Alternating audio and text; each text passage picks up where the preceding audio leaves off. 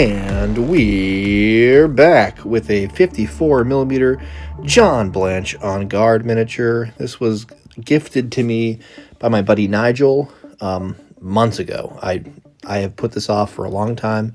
He sent me a couple of the on Garde minis in 54mm scale, and they're sick. They're very sick. They look beautiful, and I'm excited to keep working on them. But yeah, he's on the creative team over there, and just want to say thanks, Nigel, for hooking me up with some insane minis. This is the zombie. I don't know if he has an actual name or not in the game, but he's a nautical themed zombie, kind of piratey. But I hesitate to say this because it's a fantasy miniature, but I wanted his bicorn to be a little more historically accurate. So I shaved off the Jolly Roger, and I really like the nice silhouette it's got. It's a very 1790s bicorn. The whole miniature is kind of 1790s vibey. I went to go outside to prime it, and I forgot that I was living in a literal tundra, so I had to use a different door to my usual priming spot. Here he is with a 1,000-foot tall snow wall, like he's in Game of Thrones. Anyway, he got primed. Don't worry about it. He's got a Zenithal Prime, my classic, very lazy Zenithal Prime, probably too heavy on the white. It's a Wraithbone. Okay, so we are jumping into the painting, I guess. This is a Pallid Witch Flesh and or the equivalent in the Duncan Rhodes paint line. Anyway, it's like a very, very pale white, off-white. It's a great base tone for the type of skin I want to do on this guy. I've fallen out of painting skin like this for a little bit. It's kind of my go-to skin for anything that's not like a normal human presenting human miniature. I really like pale, awful, like infected looking skin, especially for like undead models and Nurgle guys, and anything yucky or that I can make look yucky. So yeah, I'm pretty stoked to do it at a larger scale, especially because I haven't been painting for like a couple of weeks very much because of traveling for work, and life is just crazy. So the world's awful. So I want to get back into painting pretty heavily, especially with Golden Demon coming up, and there's a couple things I want to throw in the case this year again. So I need to get some practice in, and this guy is a perfect excuse to do that. So I painted his sailor slops, just white, his petticoat breeches, as they would have been called in the 1790s, but they're just like a baggy work garment that you would see sailors wearing, probably over their breeches often. This is all ridiculous information that no one needs to know, but the model is great. Also, I'm pretty sure Paul Hicks sculpted this model. I'm like 99.9% sure that Paul Hicks sculpted this model. So it's a beautiful model, great historical influences. His bicorn there on his head, his hat is just, I'm going like a flat black, and then I'll age it appropriately to look like a yucky, haggard, disgusting zomboid hat that is somehow still in his head, even though his clothes are tattered and whatever. Zombies wear headgear sometimes, and that's cool. But yeah, beautiful sculpt. Sometimes the model's in focus in my videos, and that's also fine, I guess, if you're into not looking at models in focus. For his cutlass, there's like naval cutlass. I'm painting it just black again, and I'll build up rust tones and colors and make it look a little more fun toward the end. But right now I'm just going straight black on it. I really like this model. I really like any model like this that is like very light on like crazy detail. Like there's no like, he doesn't have like 3 straps, he doesn't have like bandoliers on, he doesn't have like crazy jacket or like a coat and a waistcoat. He's like, it's mostly skin, and I really like that because I get to spend a lot of time on the skin and like make it shine. He's got like these great barnacles growing off of his back and his arms, and like his little nameplate like sign on the front of his chest.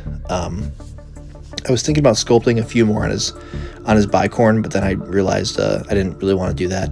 I do end up sculpting something on his bicorn in a little bit, but yeah, anyway. But yeah, so I'm working on the pallid disgusting flesh right now, adding a kind of red undertone to it all, like a very, like, well, not really red, it's a very light pink undertone, so like voluminous pink or voluptuous pink or whatever the contrast paint is, with like a bunch of contrast medium and then a little bit of water, and it flows really nicely, and it just kind of gets in all the crevices and just changes the overall tone of that pallid witch flesh color to a good pink. I don't know what I'm doing now. Oh, it was the belt. I was doing the belt. And I'm doing a very lazy base on this guy. I think I actually will go back and do a little more to the base. Once you see it at the end, you'll go, yeah, it's a base. Some Space Marines visited real quick. The base is fine. It's just kind of a sandy, dirty base toward the end. But with these Petticoat breeches, I'm kind of very loosely basing this blue stripe look on an original pair. I know, I know it's a zombie miniature in a fantasy world of renown, but I can't help myself. And look at this. It's a fantasy mini, and I'm still attacking you with history. So here's a good example of an original piece of art displaying what I'm describing as petticoat breeches or slops, and then here's the original pair that I am kind of loosely basing these on. More likely than not, they would have just been like a basic undyed, unbleached linen, but there's a couple examples of cool blue and white stripe ones, so that's what I'm going with. And it really fits the mini. It fits like the piratey theme of it all, and it also fits the French Revolutionary theme that this guy is going to end up being pushed in by force in a little bit, once I kind of get the idea to do that. I'm just going over everything, not everything actually. I'm going over just the wood sign and his breeches with a brown wash with an Agrax Earthshade wash. Also, I hate vocal fry so much, and I'm doing a lot of vocal fry right now, I'm realizing, which is very bothersome to me, but I'm not going to go back and re-record this. It's because my wife's sleeping upstairs, and I'm trying not to be too loud, so I sound like a real cool guy. What am I doing here? Oh yeah, I'm highlighting the blue stripes. And now I'm going to build up the base. It's the most basic, boring base. This mini wouldn't, this base especially wouldn't win me anything in any like painting competition. And I realized that. I kind of wanted the mini to shine, and I think I overdid that with this guy, because yeah, the mini's beautiful, and I did like a decent job painting him, but the base really should and could shine a little more. Like once I finished it, and once I took color or photographs of the mini that you'll see at the end, I guess you saw one in the beginning, I was like, oh, this base would look so sick with like a little bit of resin like pour here and there, maybe like a dead fish or something, or just like, I don't know, paint some of the rocks. Anyway, I'm talking over what I'm actually doing in the thing. I accidentally didn't record a bunch of the skin tone, so I pretended, and I totally lied to you right there. Like, I was like, oh, look, here's me highlighting. But in reality, I did a lot of building up and highlighting with the skin. All that looks like is just, adding a little white here and there. The skin is like, the highlight, the final highlight of the skin is like literally just pure white. And I try not to do that a lot, but for this guy, it really helped, and it really like makes the skin stand out, I think. And there's like a great contrast between the pinks and reds and purples of the skin versus like the white highlights. Picking out the teeth, picking out the eyes, my usual shtick there, nothing crazy. Going back to make sure that the nose, the cheekbones, and the brow are all highlighted enough on this guy. He's got like a perfect face for very stark highlighting, and it really shines through. Okay, going down, using the classic dirty down rust. I didn't mix it enough. I didn't like shake it enough, and you can just tell because it will not. I might as well have just like not painted the thing, but I lied to myself. I was like, it's pretty cool. So you'll see me go back and maybe try to use it a little more of it, add some water to it, mix it around. Adding a little bit of black wash to some places, like the belt. The belt, I wanted to go with like a leather belt that was like iron dyed or something. So like all that means, I guess, in painting terms, is like it's a very browny black piece of leather.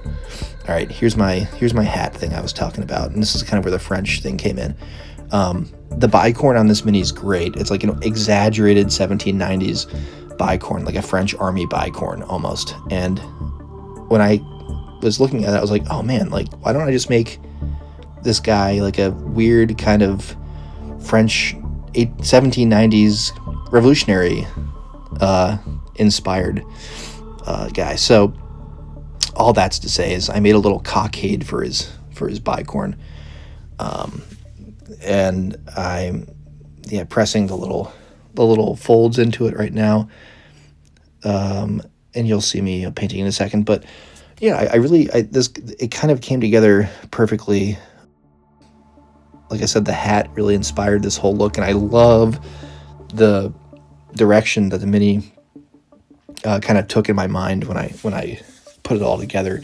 The fact that he's wearing like these really cool sailor slops that look good, by the way. Like the cut of them look good, even though it's once again a miniature and they're haggard and tattered. I love that they're belted onto him. That's pretty cool. Yeah, the bicorn just like kind of took it in a new direction for me, especially when I shaved off the Jolly Roger on his hat. And I was like, oh man, this is like very this could be like a totally different direction for this silly little zombie. All right, I'm building up the rust on him now, starting with various browns and whatnot. So like I'll move from like browns to essentially just like straight up oranges, and then I'll tone it back a little more. It's not my best rust ever. And then at the end, I'll go in with some metallics and just hit the edges and stuff, and make it look a little rusted and chipped. But the cutlass isn't the best part of the mini on my end. I could have spent more time on it, but I was kind of rushing through that because I was more excited for the skin. So yeah, just going straight metallic, whatever that is, bolt gun metal or whatever they call it now. Who knows? There's really no way to know.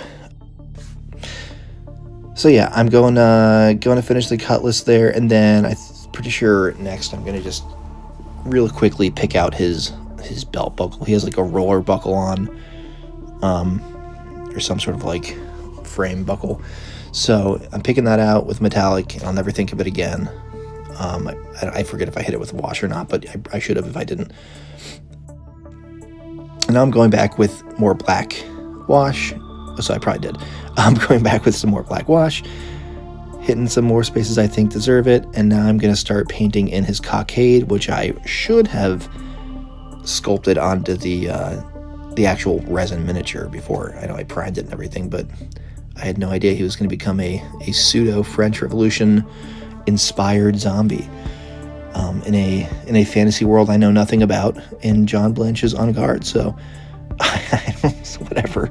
But yeah, this cockade's pretty fun for a quick little goofy, I guess quote unquote sculpted thing. I barely sculpted it. I just smashed it on there in a little circle, and then I carved some pleats into it.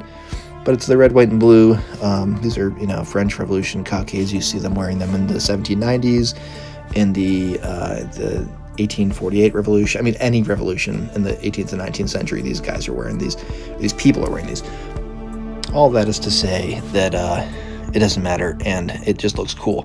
Okay, so after I did the same thing with a pretty heavy like red wash around all the barnacles and growths and stuff, I'm going back now with Blood for the Blood God, and I'm really making a point to add the extra disgusting texture of this awesome technical paint from GW to really sell like the inflammation and the infection of it all. Like the fact that these barnacles are growing on what was once human skin is like really bothersome to think about. So yeah, So I'm going in with the blood paint to just have some fun. You know, I went to like his feet. I wanted to make his feet look like they were like all bloody and disgusting. Like he's just been walking for miles with bare feet on like sand and shells and broken glass and wherever this guy lives. I don't know, in my mind, like, you know, is he a part of like a huge zombie horde, or is it just like one random zombie that some necromancer kind of person just raised from the dead, or I don't know, is he like semi-conscious? I don't know. That's for you to decide. Write in the comments if he's semi-conscious. I don't know. Don't do that. So yeah, going back to the skin, I'm just going back, doing some highlighting now, hitting his knee. I really like, another thing I like about this miniature is there was like barely a mold line. There's a little bit of a like mold line that I couldn't, or I shouldn't say couldn't, I didn't fully get rid of, that I realized after I primed him, but it was, it's along, I think it's like left leg, and it's like so not bothersome to me that I just kind of let it ride. I didn't want to like muck it up again with more primer. Here I am going over the barnacles with just a little bit of white. I think I'm using it like a little bit of an off-white, hitting the barnacles, hitting his nose, the tip of his nose that I had already made red, or like, you know, pinky. I'm also adding weathering to his cockade because it looked brand new. And I'd like dry brushed and weathered the bicorn already. So I wanted everything to have a similar wear to it all. So the slops and the hat and the bicorn, you know, everything. I just wanted that to have the same amount of wear. The slops came together like way better than I was expecting. I thought I was gonna have to go back and just like do a lot more layers of detail and, you know, cleaning up and weathering and stuff on them, but they really did come together way quicker than I'd planned, and I'm pretty happy with that for minimal effort. This is all generally minimal effort when it comes to painting. It's a very like attainable paint job to do.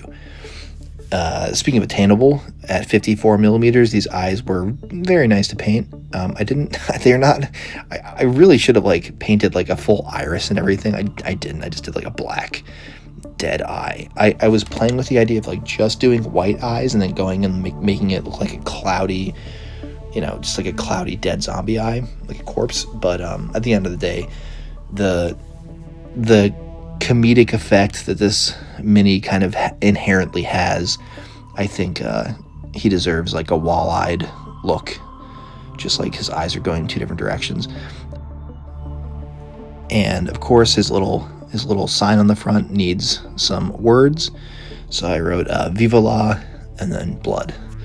So that also ties into the little French Revolution of it all. Instead of Viva la anything else, it's Viva la and then just like disgusting blood and gore, which is very fun. I love that. I love zombie miniatures, and I love painting zombies, and I love cheeky little fun cute things like that. And then I guess I'm putting, I forget, I put some brown wash in the base to maybe give it some more depth in some areas and whatnot, but whatever. Painting the base rim black, classic.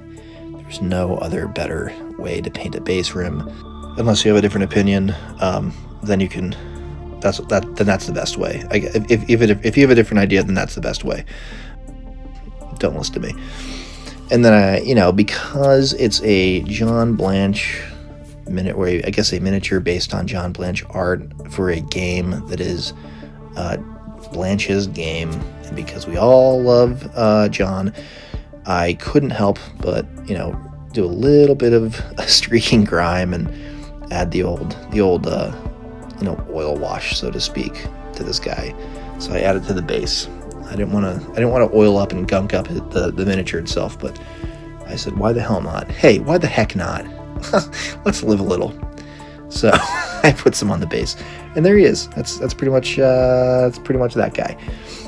And of course, in honor of my friend Gage, I took a 0.5 of the mini, because it looked pretty fun. And there he is in the beautiful black void background that people either like or hate. But yeah, there's the guy, dude. I like him a lot. I love how the skin turned out. I love how the barnacles look.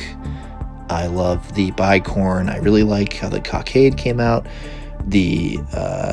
Everything's so cool, and the world is spinning, and no one is evil. And if you hear or see evidence that someone is evil or nefarious, that's actually just a lie, so don't believe that. And there are definitely not people forcing a false choice of a binary on us because they want to distract us from the fact that the ultra rich are only going to get richer and only going to keep taking advantage of those of us who are working and working class, which is, the 99.9% of the population of the entire world. We should definitely not worry about that because they actually have our best interest at heart. So don't forget that. And also, if you do hear that people are doing evil or nefarious things, that's just inherently not true, because even if there is like overwhelming mountains of evidence that oligarchs and technocrats are doing anything they possibly can to make money and to make their friends money and to maintain the power that they've forced their way into by exploiting people and workers, just ignore all that because this doesn't matter. Anyway, that was a video about Zombie.